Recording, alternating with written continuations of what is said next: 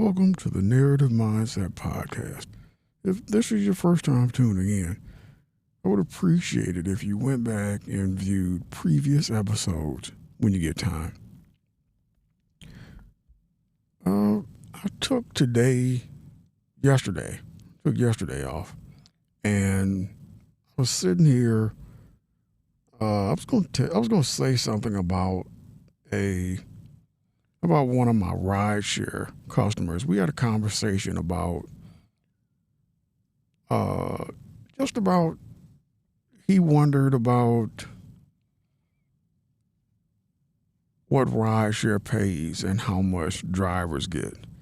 So we had a conversation, and he didn't really know what drivers get. And for those of you who don't know, rideshare takes about 60%.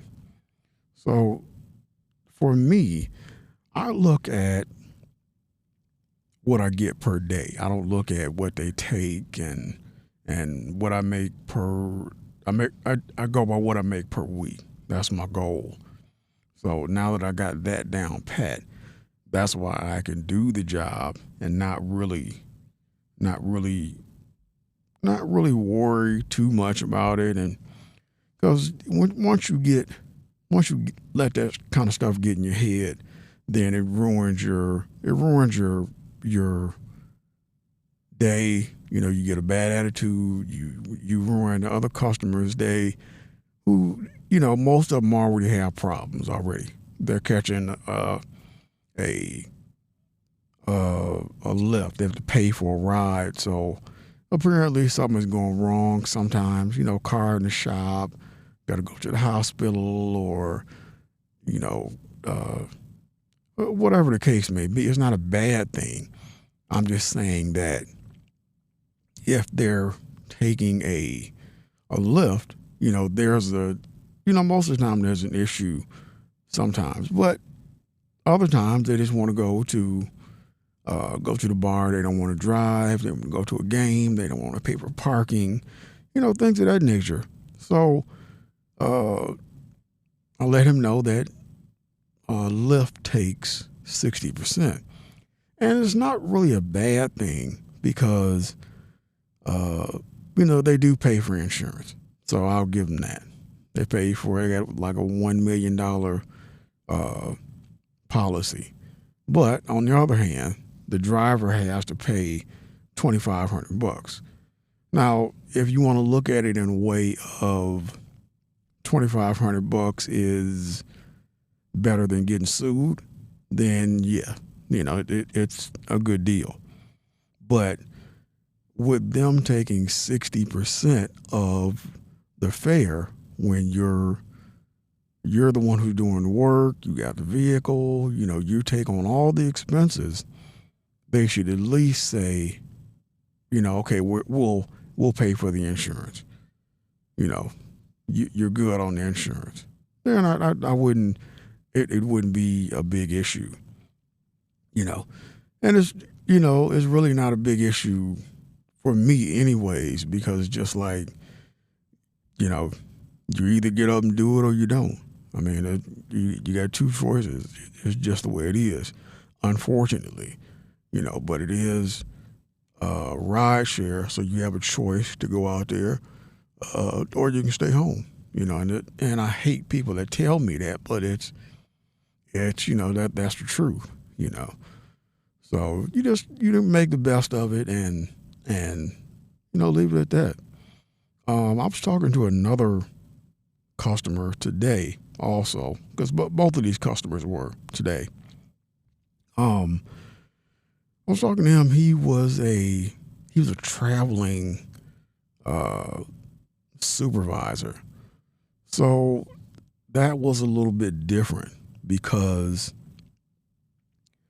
being a traveling supervisor was a little bit different because I met another person, a passenger, and he was like a traveling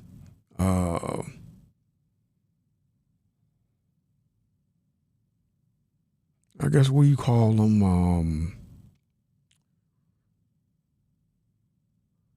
traveling, what's the word I'm looking for?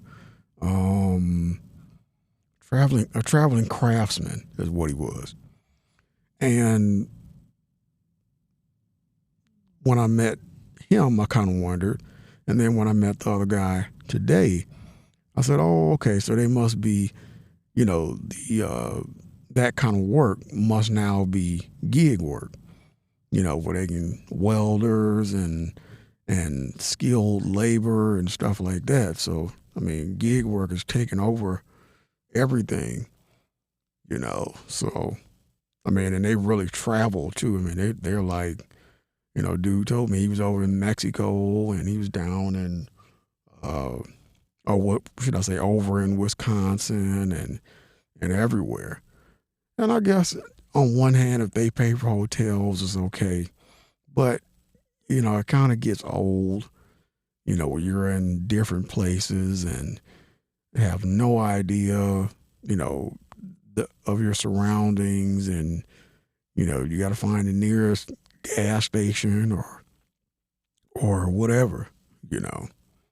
But that was okay. And we had a conversation, real cool guy. Had a conversation about that, and he was kind of, we exchanged issues as people do uh, with various jobs, and the constant in the conversation was basically that in the industry, if you want to make good money by the company saying, not what you think is good money, but what the company considers good money, then you have to give up your life. You trade your life for what they consider good money. And that's just the way the industry works. Because right now, the companies are in a place where they can't afford to pay you enough money for you to survive in this industry.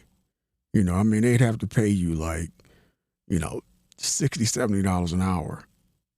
And it's like my Mustang, like I told you guys before, my Mustang was 50,000. It was 60 brand new. But, that if they're paying those guys $60 an hour, then that Mustang just went up to 150, which nobody's going to pay for a Mustang GT. It's just not going to happen.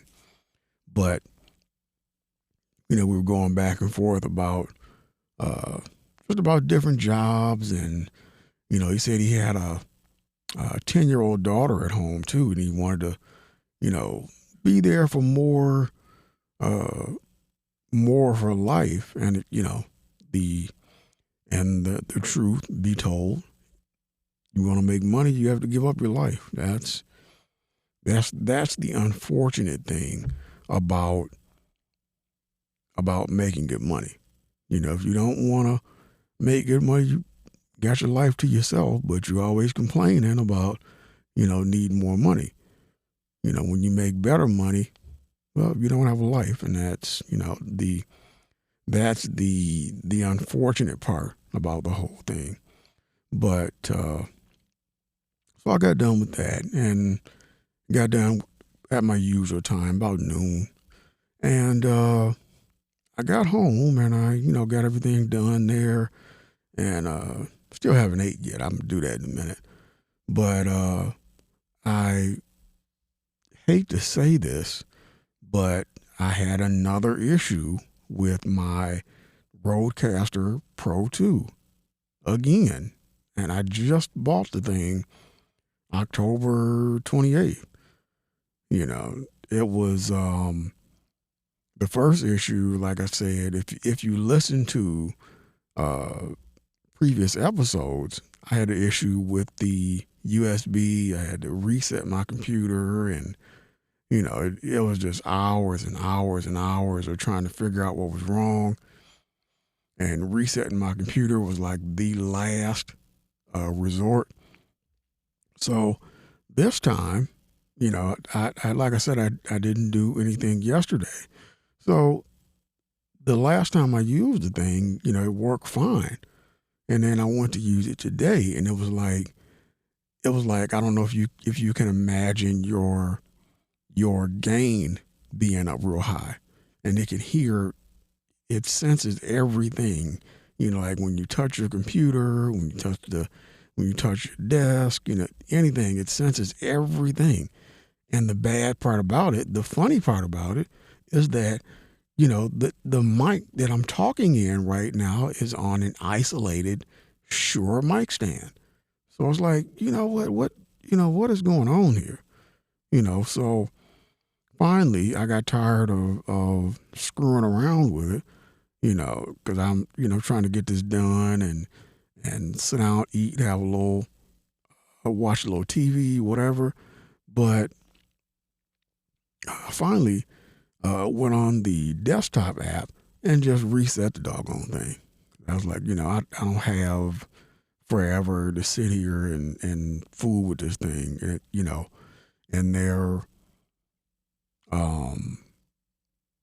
customer service dude is cool, but he's telling you in a nice way, hey, all you got to do is send us a picture and a video and register and do all of this stuff. It's like, dude, I have a product that I paid, a good amount of money for, $700, and I'm kind of pissed that it's not, I got to go through all these issues with this thing, and Rodecaster is supposed to be, top of the line with everything. It's a good product, but seems like it's got a couple issues, and that's kind of peeved about that, because I went out and, I wanted to avoid issues. So that's why I bought the Shure microphone, and I said, I'm going to get the Rodecaster Pro 2, so then I don't have to turn around and get other stuff and get this and get that. I'll just get the right stuff the first time and just be done with it. So that was the reason I got the thing. But it's like, right now, it's like, I'm a little bit disgusted with it, but I reset it, and it's not as sensitive as it was before I reset it. So I don't know what the deal was, but I needed to get an episode out that sounded pretty decent. So here I am. So bear with me on that. I still have to, probably tomorrow, I'll adjust my settings a little bit more to get back to the setting that I want. And we'll do that tomorrow, because I'm a little beat up from trying to going through all of that stuff, and it's just been one heck of a ride with these things, and it's been a little bit different. And I hope everybody listening has been having a good day.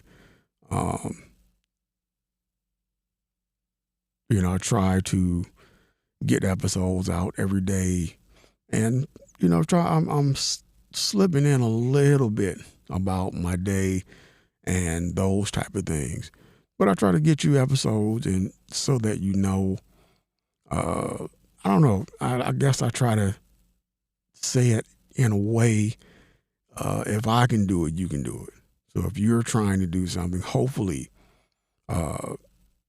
seeing that I'm putting out episodes every day and getting this stuff done and doing this and doing that, hopefully that's inspiration for you to do whatever you need to do, as far as whatever